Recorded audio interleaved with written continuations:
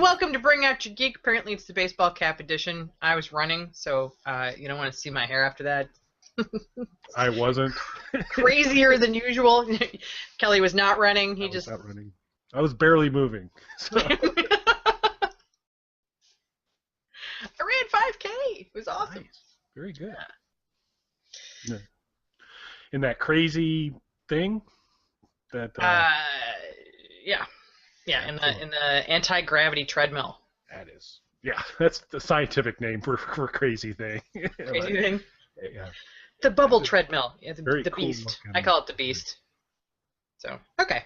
Looks fun. It's interesting. Be happy to watch sometime. What'd you say? I said be happy to watch sometime. Root you off. Happy to not run on that. Yeah. I can watch, time it, stuff like that. Awesome. All right. We're talking issues 42 and 43. That we are. Awesomeness. Because we talk 2 episodes now. That's what we do. That's what we do. We've nailed it. Finally. Only took us machine. So, 12 episodes of talking walking comics to figure it out. Chopping them in half. Yeah. Yeah. All right. So, cover for 42 is in aqua, I guess. It is very blue. Aqua-esque, at least. It is. And I love the fact that Rick is pointing his handless arm right at somebody's crotch. So I missed that. I'll go back and look. It didn't jump out to me. What jumped out to me is I'm 12, so Yeah. Dale has 2 legs on the cover. It's a team picture. It's the whole prison crew, but we got 2-legged Dale on the cover when that is not his current state. True. He has 1. Poor guy. There's people losing things at alarming rates on this on this comic. It is not limb friendly. No, it's not. So we left off with Carol making some more bad decisions. Her final set of bad decisions. Happy to say. Yeah, and she basically walks up to the walker that they had chained up for medical evaluation purposes, shall we say? Great plan, by the way. Good thinking there. Fantastic idea, Alice. And she walks up and basically gives it a hug so it'll bite her, and it gets her in the neck and pulls out all kinds of stuff. Yeah, and so did it seem that Carol had almost a look of pleasure or relief, or not ouch at least, when she's got her neck back there? It seemed like she, in her own sick, demented way, really wanted this. Which was yes, she did. Blah. Yeah, yeah. And then everybody runs to her, and she's just like, "Let me die, let me die." Yes, and they did. And they did. Well, they didn't have much of a choice. I mean, there wasn't much saving her. Half of her neck was gone. But yeah, she wanted to die, and so she got her wish. So on attempt number 2, I have to add. Yeah, it's fair. It's fair. She got better. I mean, she showed improvement. Give her credit. Yeah. So. And then she comes back. Yeah, Herschel's. I mean, or not Herschel. Tyrese is blah blah blah blah blah. He's all blah blah blah, and all of a sudden she pops back up. He's all talky. He's all talky. She's all bitey. Yeah. So does not end well because Andrea shoots Carol. Yay! But she comes back. I think that's the fastest ever. That was super fast. I'm reflecting. I think you're right. I mean, certainly there's nothing. I can't think. I mean, because that was quick. Yeah. So I can't think of anybody faster.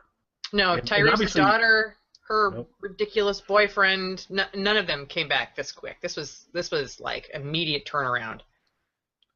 Yeah, the boyfriend was probably close. It was hard to tell the exact passage of time, but this was a quickie. And she came back, and then it was also a brief return because Andrea took care of that nice and quick. Yes, she did. And big old splat. And then there's a sad funeral in the rain. Right. A lot of sad rain faces, like 8 panels of sad rain faces. It's like 2 pages. They're all just the rain's coming down. So I think here's Yeah. your show title: Sad Rain Faces. Excellent. Yeah, it was lengthy. And Billy complains a little bit because of the fact that Carol basically had her way with him and then went and killed herself, and he's just like, why would you do that? And Right. So, well, yeah. So I'm thinking it's Carol. We've seen what Carol does. Carol is on a suicide attempt number 2. There's no making sense of that, Billy. but he says, how could she do that to me? And I'm just trying to figure out what his beef was. Maybe that she used him. I don't think he liked her in that way. I mean, maybe he did afterwards. I don't know, but I think he was in the market. And so, I mean, I think it had been established a little bit earlier that he hadn't had a chance to play any basketball, and he wanted the coach to put him in. That's true. And so she gave him his shot, and he was so bad she killed herself. Oh, that's painful. Yes. Yeah. So Carl tries to comfort Sophia, who's got a really kind of dazed, shocked look. She's comatose, man. Yeah, she's totally comatose. And then they suit Andrea up in riot gear to shoot zombies from one of the towers. It seems, but I think it's also in prep for should Woodbury come a knocking. Okay. So I do kind of still question how important is it to have body armor up there, but I guess certainly it's a non-zombie issue. Right. But True.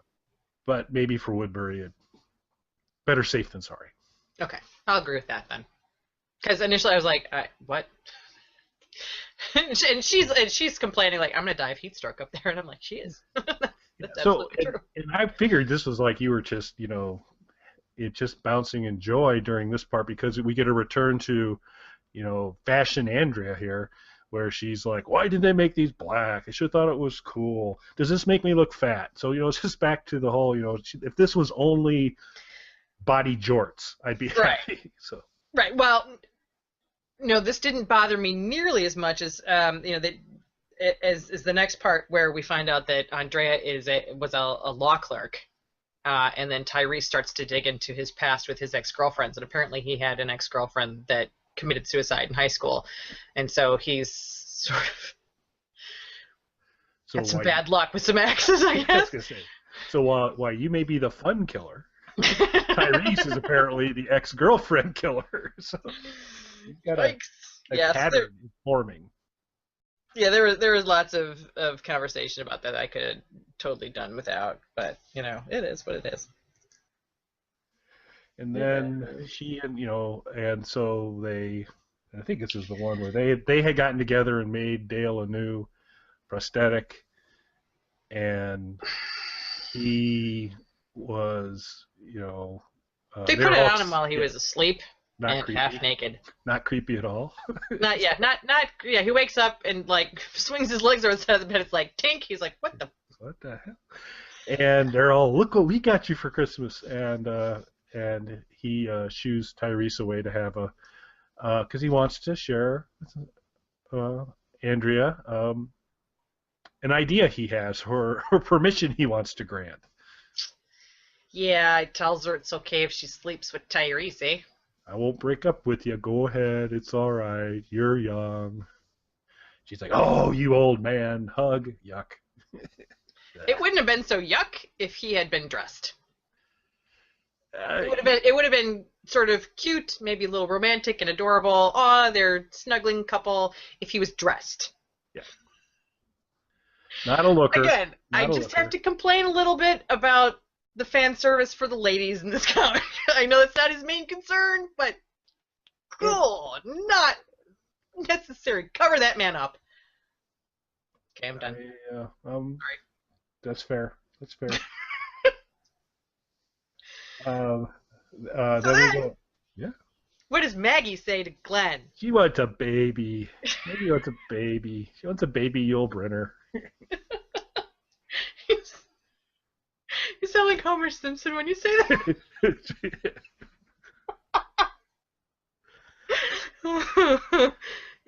Yeah. More bad decisions being made left and right. Yep. And I mean, don't get me wrong. I can understand, I guess, wanting to have a baby with the person that you love, but I think in a zombie apocalypse, I don't know that that's really the wisest decision. Just saying. It's 8 pounds of anchor, man. It's just not a good plan. 8 pounds of alarms sounding off everywhere you go. Not a good deal. And then we see Michonne and Tyrese hooking up, and basically he tries to talk to her. She says, "Shut up. We're not having a relationship discussion. Zip it." No talkie. You ruin. No talkie. And they kind of pull back on a bit of a shot there, and they managed to work in case you had forgotten that recently Michonne had a kind of a rough go, and you still kind of see the scars and stuff on her back from her time in Woodbury. So kind of a little reminder of that. Yeah, she looks like she's been flogged. All right. Then there's a bunch of walkers. Yep, and a little Carl kiss on the cheek for Sophia. Yeah. And then they're all eating vegetables and stuff. Yeah, more garden time. I know that's always big for you. It is. Garden time, prison jorts, fashion, what they did before the apocalypse. I'm always so keen and interested. But then things pick up. Yay! There's a visitor. Someone stopped by to say hello. There's a tank. It's the rabble of the highly excited rabble of Woodbury, and a tank with the governor pointing with his remaining hand to kill them all. Absolutely. Cover for 43, commentary. 2 arms on the governor. On the cover. I'm kind of doing limb counting on all covers. Hey, he's got 2 arms on the cover. I think. I mean, they're extended out, so maybe it ends right off frame, but it looked to me like a 2-armed governor to me. Okay. But I could be wrong. But it's just a cool shot. I thought it was a nice cover. It's pretty cool. Could have done with 1 less arm, but it was a cool cover. I like the fact that they kind of like covered each team. So the first one, so 42 was Rick and the gang, and then the second one is the governor. That was kind of awesome. And they were blue. Yeah, and they were blue because they're kind of blue that they're about to be attacked by a psychopath. And his was red and kind of ragey, angry. But we flash back, and there's not been too many times in the comic that I can recall where an entire issue these 2 issues pretty much run parallel. This worked out really well. Like, we knew what we were doing to have these 2 together, right? Because this one spins back about to the beginning of the time frame. Yeah. Just hey, shh. We planned it this way. We planned it this way. This is the way we needed to be. So while all that nonsense is happening at the prison with the funeral and stuff, we kind of get a glimpse into the governor's aftermath of Michonne. And I meant to look it up. I mean, because they gave us several shots of post Michonne governor, and it's not happy pictures at all. No. And there's one with the eye dangling down, and I meant to look it up because I highly doubt you're gonna get this frame of reference. So I wish I could have looked it up, but maybe with your magic editorial capabilities, you can actually tag in the name of this guy. But there's a guy that used to do these kind of hot rod models for kids to go out to build, and they would always have these people driving it, these like monsters driving it with their eyes extended all the way out with the optic nerve kind of holding the eyeball out. And he looked a lot like one of those characters. So I'll send that to you, and you can maybe drop that in and say, Kelly was talking about blah, blah, blah. Awesome sauce. So I'll put it right here. Right there. Ooh, that'd be great. But yeah, it was major gross Governor's not in good shape. Yeah, they've got him. He's outstretched in one of the first panels, and there's someone in the way of his manhood, so you can't see quite what happened there. But there's enough around the edge of the guy's head to figure out something bad happened there. The previous location, based on her parting shot. But yeah, he's got lots of. He's a mess and a little gross, and it's sort of funny because he had one very short-lived period where he was actually sort of even remotely human, and he was telling kids in the street to not run and listen to their mother, and then he talks to this drunk guy and tells him to go take care of himself and go get some food, and it is now this drunk guy that has to come patch him up because he was an EMT like 40 years ago. And medic I think he was a medic in the Revolutionary War or something. It was a while back, and so he comes up, and of course, it's a confidence builder that the first thing he does when he sees the governor, he pukes. It's funny. It's like, this is gonna go well. Feeling good now. Yeah. Not a good sign. That the medic throws up. Although that could have been partially from the alcohol. I mean, I suppose, but still. All right, yeah. So he helps him. Oh, and when they see Penny, they go to kill her, and the governor, with his eyeball dangling and his business messed up and his limbs missing, is like, "Don't you dare! You leave her alone." That's right. And that'd been awesome if you'd done that by kind of going like, just kind of swing his head. Swing his eyeball around. Eyeball spin around and stuff. Swing back and forth. No, that'd be cool. Somehow I don't think that would have been captured well in comic form, but maybe the television show would have. That would have been just kind of funny eye tricks for 5-10 minutes. But. Swinging it around. Yeah, like a bad pasty. Sorry. Anyway. Yeah, that'd be a horrific pasty. Sometimes I am 12. I'm sorry. I'd like to know that was you. I know. That was you. It was. So. Okay. So he gets better. Yeah, he's out for about a week. They say he woke up a couple times, but he probably doesn't remember it. And so Stevenson's fixed me up. It's like, nah, he's dead. Like, well, who did it? And there's like, Bob did it. He's like, what? And he can't believe that. And then they say, well, he didn't really have much to do, which I can't. Their rationale was, well, she sealed you up really good with the blowtorch, and on the arm that she cut off, cauterized that, and everything else. And so, it was just a little patch here and there, and you were done. I don't know. He had to deal with an eyeball that was gone and stuff like that. So yeah, it's like super easy. No, I don't know that they would have told him if he had required major reconstructive surgery, though. Yeah, it's like, I'm sure it'll be fine. You let the drunk guy perform major reconstructive surgery? Thanks a lot. He'd stop puking for a while. So. Once we got him to stop throwing up on you, it was fine. Yeah. Might have a little in there somewhere, I don't know. And then... And then something really disturbing happens. Well, before that, he addresses the people. Oh, yeah.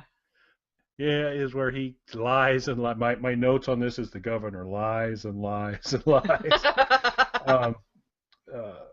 Because he kind of tells them the story, how horrible these folks are and all that stuff, and they maimed him, and how Martinez, who earlier he indicated that he was actually a plant, going to come back. If they killed him and all that. So he gets everybody all stirred up. And he's got Martinez's head. Yeah. Which, of course, evidence, helps. Yeah. And then, another special moment. So he pulls out Penny's teeth, apparently, so that he can kiss her. Yeah. He's all, give Daddy a kiss. Now, there's a number of things that are really wrong with this. It's a lengthy list. Oh yeah. There's several. We'll see if I have one in particular. I mean, but that's yeah, because he says give Daddy a kiss, and that's not that technically he's her uncle. I mean, according to Rise of the Governor. right. But So I think he's he's assumed that role though. right. It's just like he doesn't even when he's like by himself, he can't tell that difference anymore. He's that far gone. I mean, don't get me wrong, pulling out the teeth of your niece, It's a zombie, and flag. Frenching her is, crazy anyway, but just more evidence that he's calling himself her father, sort of, pointing in that direction of just absolutely bad, crazy. Yep. Any other problems? Where to begin? Oh my god. So I'll toss out one of mine is that most parents don't soul kiss their children with children with perfectly fine teeth and no desire to eat them. Even those fairly safe, non-dangerous children do not receive the kiss that was shown there. So that was I had an issue with that.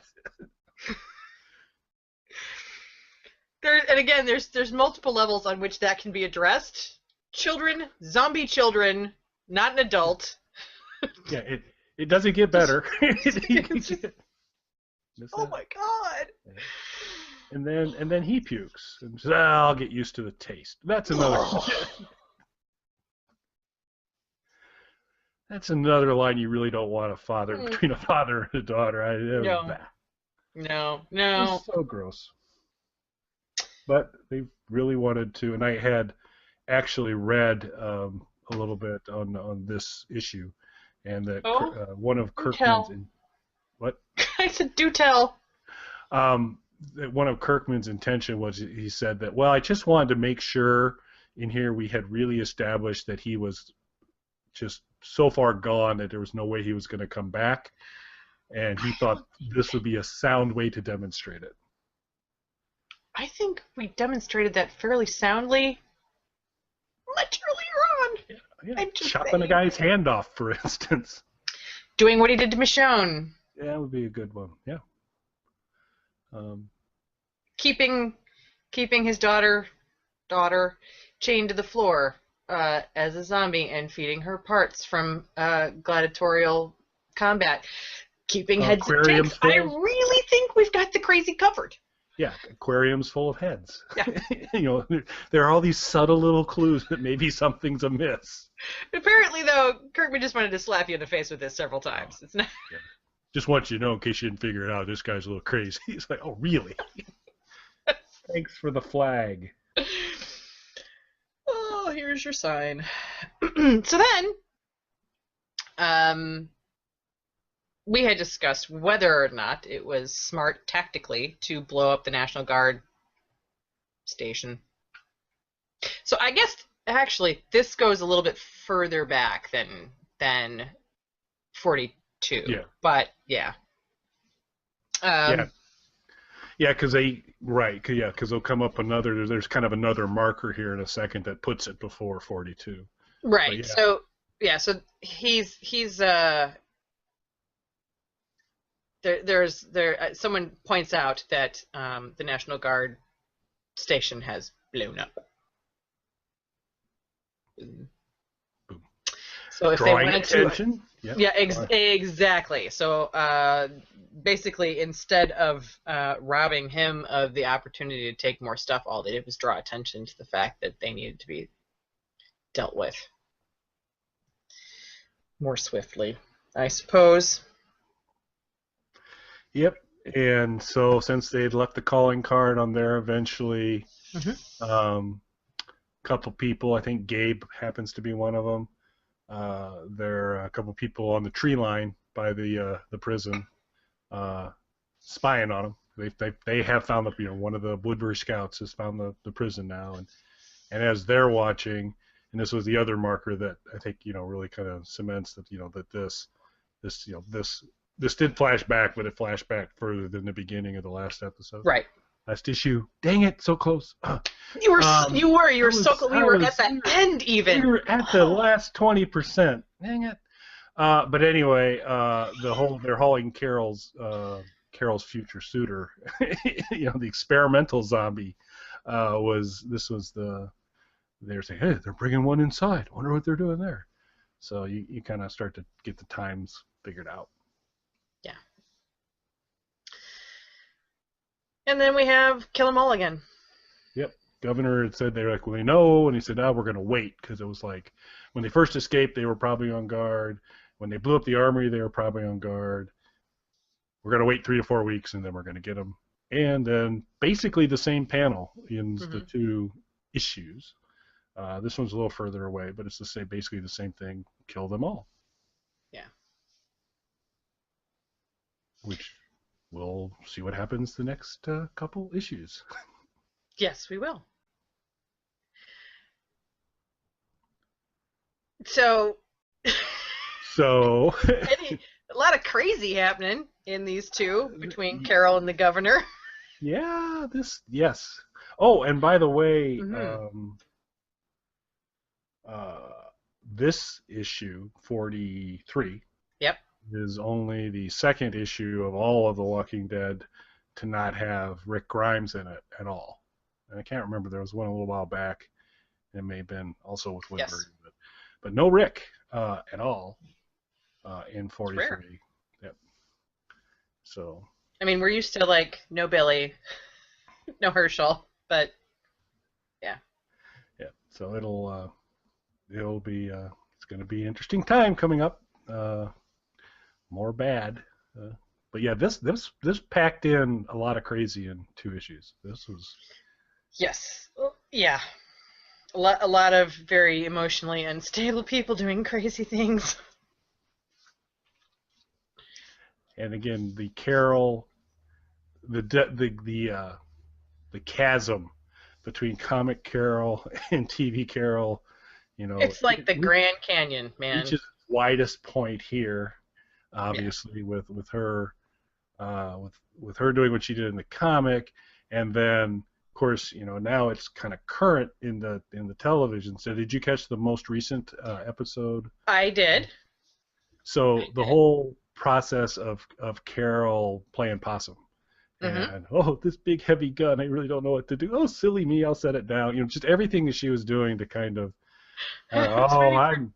It was almost like she was almost overdoing it, but it's just, I think you just knew this was so not her character. Right. Oh, that Ed, he was such a guy. I miss him so much. I know. I was waiting for Daryl to punch her. Poor Daryl too, by the way. He's just not fitting in. Yeah. But there is. They're not even the same. I mean, they have the same name, but they are not at all even the same character. There's nothing even remotely similar between the 2. Like Andrea, there were a couple of similarities that you could see. The hair, the crack shot, sort of thing. Yeah, sorta. Yeah. She got better. But comic and Andrea. Yeah. And then Andrea took a left turn at Albuquerque on the show and started dating the governor, and I think we just sort of all went no. But there were a few things that I think pulled through for Andrea. There were a few things that pulled through for Dale, Rick, Lori, Carl, all of them. Carol is such a departure from the version of her in the comic to the show. It's not even. I don't even consider them to be the same character.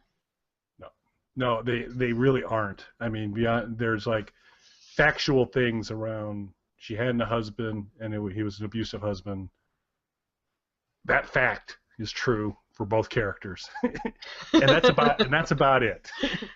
They're both named Carol, and that's all. They're both named Carol, yeah, and that's about it. So. Yeah, because Carol in the television show would never consider killing herself. I mean, and she was definitely a survivor, and even though she had sort of dabbled a little bit in kooky behavior, putting it really nicely. And she's killing people at the prison. Tyrese's girlfriend and stuff. I mean that was hard edge. That was getting things done. Maybe not the best decision process, but the one part, so I mean, where I'll push back a little is that for TV Carol is that so first of all, obviously agree, huge, gigantic difference between the two, but I'm not sure when she was getting ready when they were at the church and she had made her way out and was just going to take off because she wasn't really sure how she fit in or those types of things. Well, that's not like directly committing suicide. That's not, she was in a much safer environment with a lot of, you're safer in as long as it's the right group. Right. You're safer in a group. It could be with the folks from Terminus, and you're not so safe.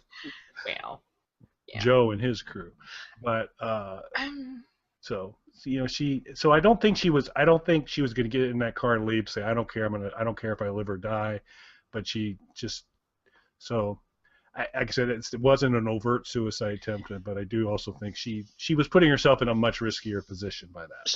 And she was, but Rick had already put her in that position, so she already knew, I think, what her limits and her capabilities were, because Rick had already shoved her out in the TV show because he didn't care for what she did to Tyrese's girlfriend and that other guy, which I can't remember his name.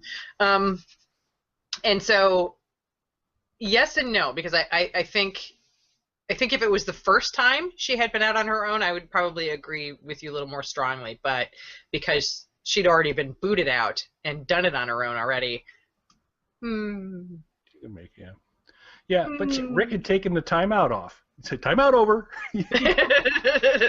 Yeah, which is good because we need our Carol back. Yep. Yeah, and I just love what the actress and the writing is doing with her now to kind of have her stay under the radar. The sweater, the cardigan, and the whole like lunch mom look was killing me. Like, you're so cool, Carol. What are you doing? Daryl didn't seem to like it a whole lot either. No, and I desperately needed that man to go take a shower. Yeah, he doesn't seem to be high on his list. No, he still hasn't taken it. And I do have to say, thank you on the show for a little fangirl service. Thank you. For Rick. That was great. I'm so happy. We don't get any in the comics, so I'm just saying. All right. Well, I'm happy. All right. I'm done. I did, and so Pete, who is Jesse's husband, who we'll learn in the TV show a little bit more here coming up. See how that works out. I did like that scene at the end where Rick's walking at night. Comes up to the porch, he's like, "Oh, my wife cut your hair." He looked a little drunk. Was he drinking? I believe so. Okay.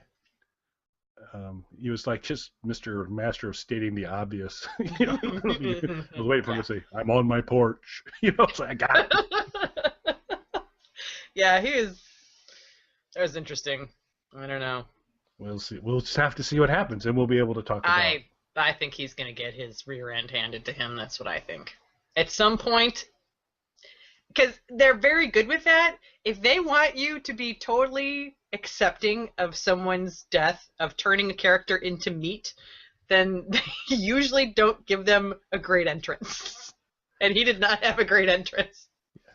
But they usually give him a lot of lines. It's just like T-Dog got real chatty before he went away. Tyrese, several monologues. They wanted you to like them, though. But if there are characters that sometimes the opening of the character, if they want you to be okay with that person dying, then typically you're not liking them right out of the gate.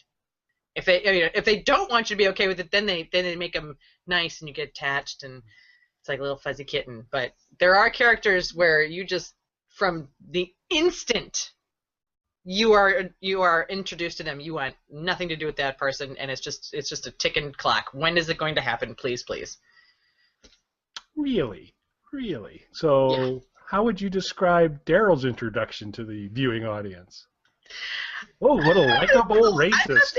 I'm not saying it's everybody. I'm just saying like there are like the crazy look at the flowers child.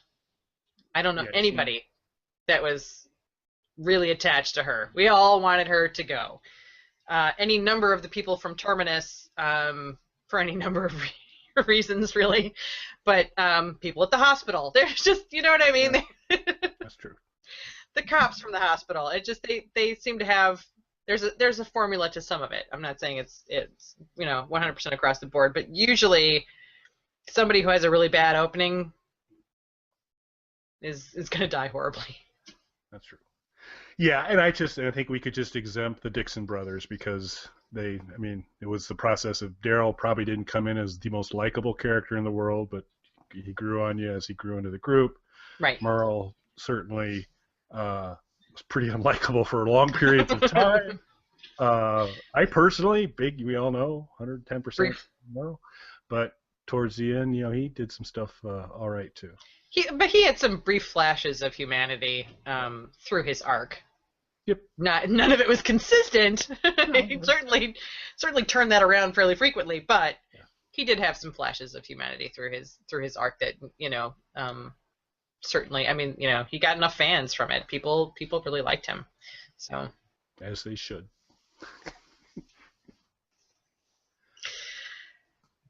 Anything else? I got nothing. All right. On that note, we will be discussing 44 and 45 next week. Thanks for joining us. Thanks, everybody.